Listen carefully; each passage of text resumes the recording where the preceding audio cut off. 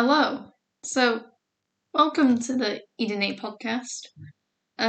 Obviously it's been a while since I've done one of these. So, I won't bore you with the meaningless details of my life. Let's just get into it. Today I wanted to talk about a subject I personally disliked learning in school, mostly because the people in this topic I don't really agree with.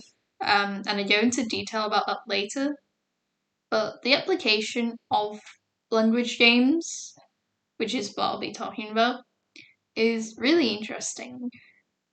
So throughout this episode, I'll be applying it to speedrunning and speedrun terms. So if you don't have at least basic knowledge of speedrunning, Super Mario Odyssey in general, then yeah, I guess that is a good analogy of a language game. So what is a language game? Language games is a term that was coined by Ludwig Wittgenstein in his work Philosophical Investigations, which came out in 1953 initially. And this term arose out of his contributions to religious language, which is a subject area in which philosophers attempted to define the difference between a symbol and a sign, as well as discussing how the meaning of symbols change as time goes on. The most notorious example we could use is the swastika, which obviously has changed throughout history since it was first predominantly used in Hinduism to symbolize prosperity and good luck. And it was also used in religions like Buddhism and Jainism. Obviously, if you mention it now, it has pretty bad connotations. But that just gives you a brief idea of how a symbol has meaning. And religious language studies that symbolism and what it might mean to different people. Obviously, in that example I just gave you, it's pretty obvious for the people who follow those religions have a pretty different perception of the meaning to people outside of those religions. So, Wittgenstein was influenced by this subject area, and he made an analogy to show how meaningful language can be to those who use it. Now, a language game is to participate in a game where you and a select number of people know the rules. And to an outsider, your actions and words could have no meaning. And I think a good example that I thought of is Christianity and the Eucharist ceremony. Because if you are not a Christian, then you don't know the meaning of bread and wine in a church. And there's a lot of confused questions like, what even is a Eucharist? And Wittgenstein himself used examples of games like backgammon. But yeah, as I said, I'll be applying this to speedrunning specifically, because that in itself is a fun game. So yeah, imagine you're watching a speedrun for the first time. And maybe it's Super Mario Odyssey. Maybe you're watching the runner execute all kinds of movement, tricks, or even glitches. You might even see someone in chat comment how well the runner executes these tricks. Like the phrase, that DSS was pretty good. Now, abbreviations are pretty common in speedrunning, so someone saying DSS would not be uncommon. But for you to know what the abbreviation stands for, you need to know, you need to be in on the language game. And you ask, what is Dino Skip Skip? And the reason I chose this specific example is because the name itself is rather comedic.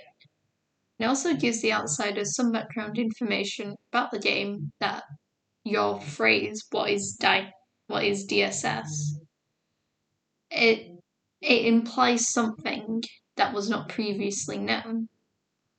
So, first of all, there's an original trick. That's Dino Skip. and dino skip skip must skip the dino skip.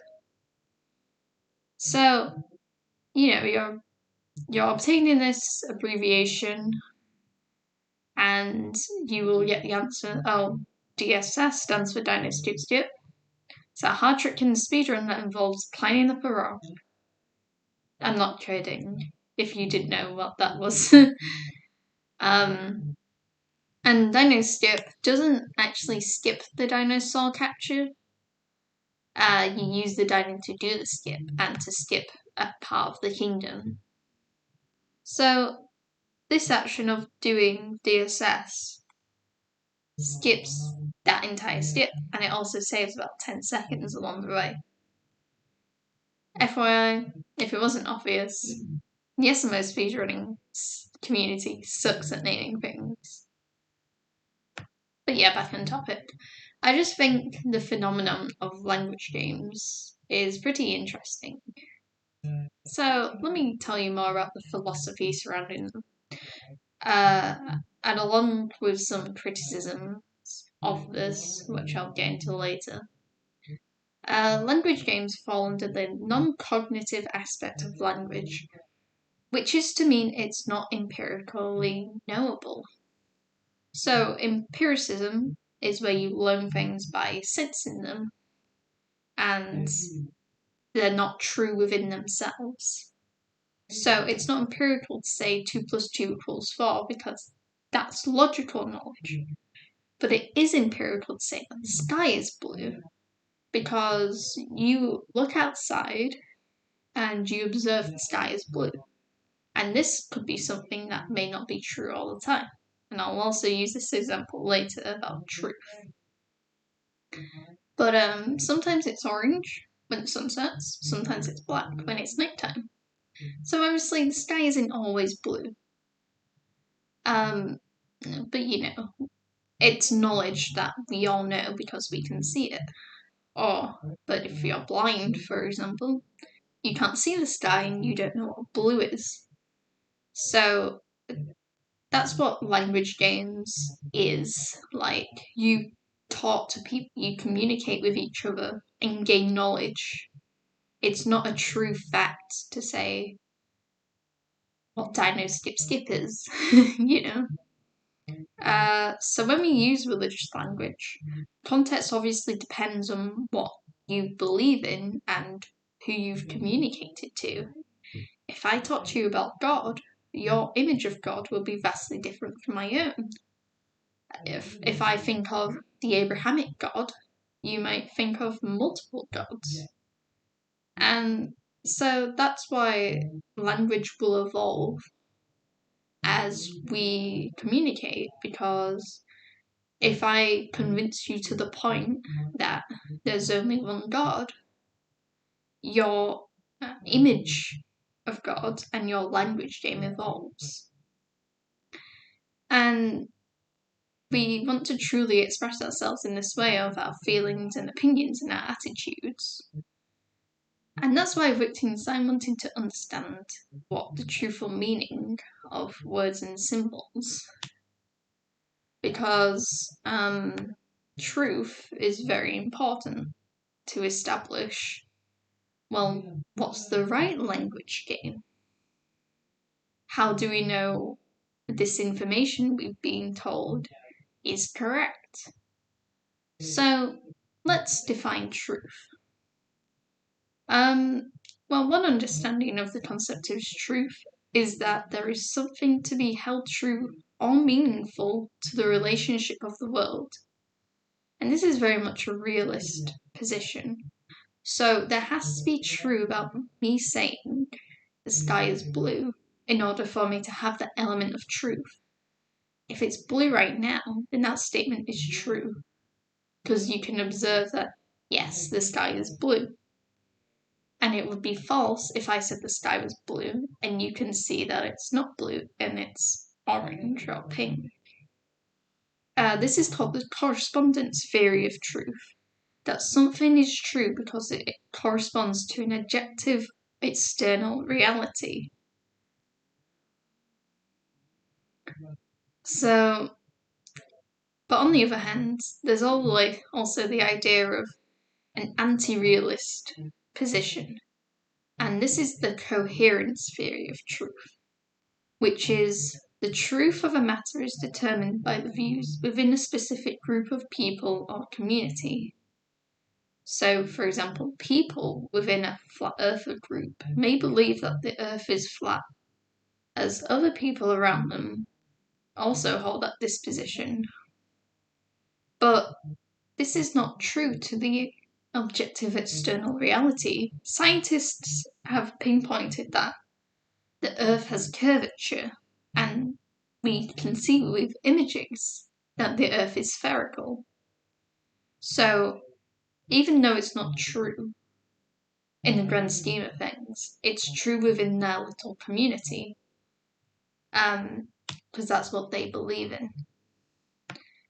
Now, linking back a bit to Wittgenstein, this is useful when looking at the meaningfulness of language, because we need to know what game we are playing when we use particular forms of language.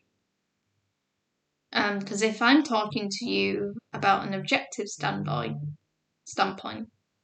and you talk to me about a subjective standpoint, then our two games would be entirely different.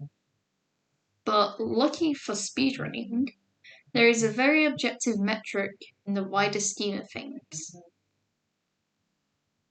Like, there is no small group of people who would secretly believe a certain strat or glitch isn't faster, because we have the objective means of measurement to tell whether or not the current information we have is correct.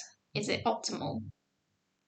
If the strategy is replaced by an even faster version over time, but like the colours of the sky, that doesn't mean the truthfulness of the statement. The world record for Super Mario Odyssey any percent is 57.31 is now incorrect, because in this moment of time it is. But just like the sky is blue, because it's blue right now, later on, and the world record is a 26, it does not mean that statement sky is blue is objectively false now, because it was blue at one point. So the language is understandable and coherent in either case of the sky is blue or the earth is flat.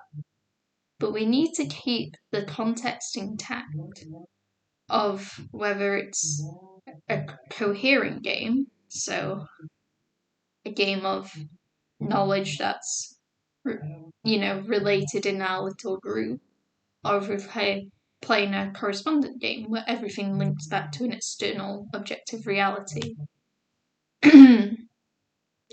I would affirm my opinion that everything in speedrunning luckily falls in line with this correspondent reality. But there have been clear divides in communities in general in the past. Something like the SM64 verified no debacle would have different beliefs, for sure. And if you're unaware what this is, a while ago, the SM64 120-star category had Cheese as the world record holder, but the run couldn't be verified technically because he lost about 1 minute of that footage due to an internet outage.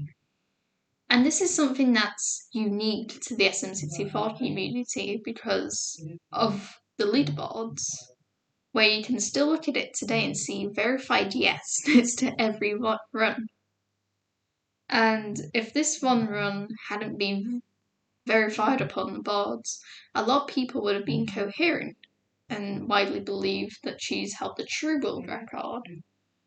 And equally, people would have believed that whoever was in second place at the time had the true run because theirs was actually verified. But these little examples are very few and far between. The only example right now I can think of is maybe small debates of who is the best runner in a community. And I talk about the Mario Odyssey community a lot, but it is very applicable, because if I asked you who your favourite speedrunner was who ran SMO, your opinion would be entirely different.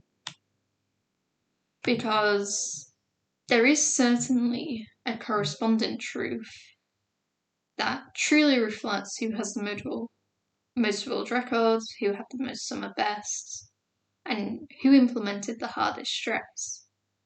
But people don't collect this data, and people don't really look at it because their opinion often triumphs the information presented. And I can relate this to football. Like if I say Manchester United is the best football team in England because they have the most trophies, you would say, well, they're not because they haven't won a trophy since 2013 or whatever.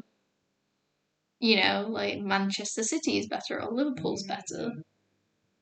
So I think this is the same mentality of people's opinions on individual speedrunners.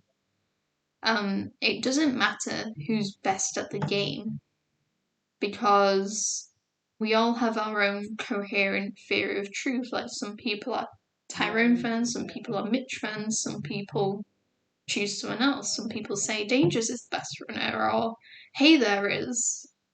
There's not one correct answer. Now, I know I went on a bit of a tangent, but I'm trying to express how easily it is to believe a truth within a community of people who also hold the same opinion as you. Since universally we kind of look at flat earthers and think, really? But even I could make the same stretch of this line of thinking to religion and religious groups. But I don't really like applying the truthfulness to religious groups because I think meaningfulness matters to people who those in. I can't talk, I'm sorry.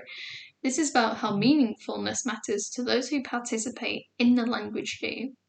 And if you're a person debating at who is the best at a certain speed game, then you must care for the meaning a whole lot. And I can't name a single person who I know of who speedruns who is not at least a tiny bit passionate about this language game. I mean, I still have some small attachment to my own first speed game, despite not being involved in 2 years. Like, if someone told me, hey, there's a new route, I'll be like, I want to see this. And I still know the rules of that game, despite new technology being found.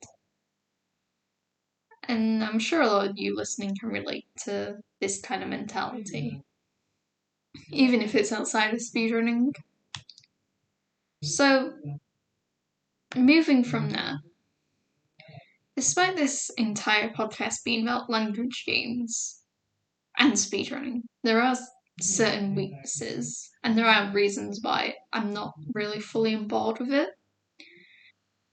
So a lot of people debate whether if a false statement or an untruth can have any meaningfulness at all. So bringing it back to whether games can have meaning if they are false. Like if I say the sky is red, does that statement have any truthfulness to it? And logical positivism is all about this. If it's clear that any false statement, like 2 + 2 = 5, then that's not meaningful. And their approach is very it's very based on empiricism because anything that isn't observable would be meaningless to them. So if you don't know about the roots of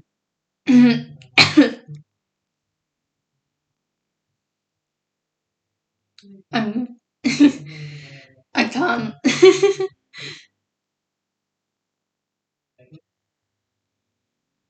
Okay. So, if you don't know about logical positivism, then it came out of the Vienna Circle, which is a group of philosophers of which Ludwig Wittgenstein, who we were talking about, was a part of. and their goal was to reduce knowledge to basic scientific formulations. First of all, I don't really agree with the notion that being unverifiable is meaningless, because we can learn about how someone acts as a person from their personal opinions and experiences, despite them being incorrect. And I use the example of 2 plus 2 equals 5, but I think this might be a bit unfair, because we know for a fact that 2 plus 2 equals 4. So when we see the wrong equation, we can immediately identify that it's wrong. And the implications of what the logical positivists believed in would mean that something like religion wouldn't be meaningful, as it's not empirically verifiable, because unlike 2 plus 2 equals 4, we don't know for sure that God is real. And we don't know if all the empirical proofs that religion gives are empirical proofs. But religion is long and complicated, and I kind of mentioned earlier, I don't really like falsifying things to religion. I think people have their own reasons why they follow what they do. And religion in itself has its own empirical proofs, but it's all very subjective. But based on Wittgenstein's views on language games, it almost sounds like he's inadvertently supporting unverified truths, because he included the coherent theory of truth. And the whole argument of religion would fall under the coherent theory. And to some extent, it would fall under the correspondence theory, like actual historical evidence of people like Prophet Muhammad existing. But because I'm a religious apologist, or so I say, I don't want to debate the meaning of religion. I kind of view it as tacky. It's like you giving me an opinion of your favourite film, and I go around and say, you're wrong, or that film doesn't exist. I don't know. I think it's a weird one. So I'm going to move on from that example to a better example. I think it would be easier to compare it to works of fiction, or like things like song lyrics, poetry lines, story arcs of characters in films or TV shows. Like, these things of art are not presented as any less meaningful to people that consume this media just because they're made up. Like, people relate to some lyrics all the time and attach themselves to fictional book characters. There can be meaning found in anything, even if there's no truth to it. I guess you could come up with some counter-argument of works of fictions are somewhat based on what's observable in life and nothing's truly unique. So these things of art have some basis in reality already. I think to flat out say that something's false because it has no meaning seems quite it seems quite narrow-minded to myself personally. I'm taking some issue with the thoughtful philosophers and mathematicians here, but I think the issue is being logical with humanity, because humans aren't very logical. Which is very funny coming from me, because I think I'm more of a logical based person. But I don't think you can solve people's observations or interactions with each other as logical. Like, to assess their beliefs and say that they aren't truly meaningful because they might have not existed in the first place. It seems quite harsh to me. But at the same time, I could be oversimplifying the whole logical positivist approach. And I could be simplifying the prospect of thinking as well. But what I'm trying to say here is if I learn something false and I learn the truth, the original piece of information is not entirely useless because I gained something from the experience. So yeah, I hope my review makes sense. If you want a wider approach of the Vienna Circle or logical positivism, feel free to look it up. I think the Stanford Encyclopedia of Philosophy is a pretty good place to look up these kind of things. And I'm not particularly fond of the idea in the first place. So I feel like if I were to explain them in depth, I wouldn't give them like the justice. But yeah, that whole thing's just my opinion. So let me know what you think about logical positivism, language games, and what do you find meaningful? I'd like to hear your comments in the YouTube video if you're listening to this on the Spotify. But yeah, I've had quite a lot of fun writing this up, and I've had a lot of fun just comparing speedrunning in particular because I've noticed myself, given these really weird acronyms for things in sentences and then out of context, it looks ridiculous. So yeah, it's been quite fun. Let me know if there's something similar you want me to talk about in the future. And yeah, I'm pretty sure that's it. Hopefully there's not a 7-month break between this one and the next one. But I feel like I'm quite passionate about this topic. So hopefully that makes up for it. But yeah, thank you all for listening. I'll see you all next time. Goodbye.